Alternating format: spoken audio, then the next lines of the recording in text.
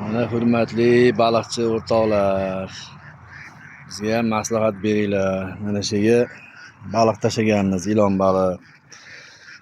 Mingbuloqlik Ikrom akadan motivatsiya olib, lekin o'zi bilan hech gaplasha olmadim, ko'risha olmadim. Mana shu yerga baliq tashlashim kerak. Hozir balig'i bor, ilon baliq. Ribxo'zni olib kelganmiz. Mana baqatonlarga savolim bor. Tozalatib yuboraymi yo yozlik kunda salqin berib turamikin bular? Ilon baliqlarga mana yurishibdi, ko'rinyaptimi? Zarari yo'qmi?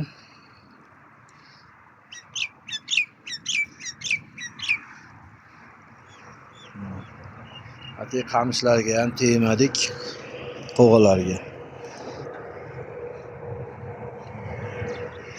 Salqinida yashasin deb. Ular ochmi, to'qmi bilib bo'lmas ekan.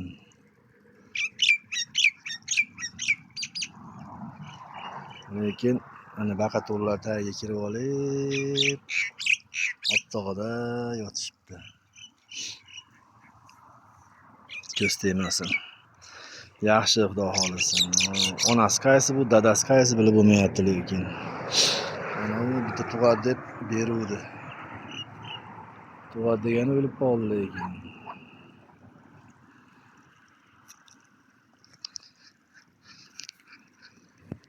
Menga shu yerga yana bir 500 tami, 1000 tami tashlash niyatim bor. Xudo xolasa maslahatinglar bersanglar. Hovuzimiz 20 metr chiqadi uzunligi. Bu yog'i 12 metr atrofida. Endi tagi uncha chiqmasa kerak-da, mana suvli joyini aytmoqchiman.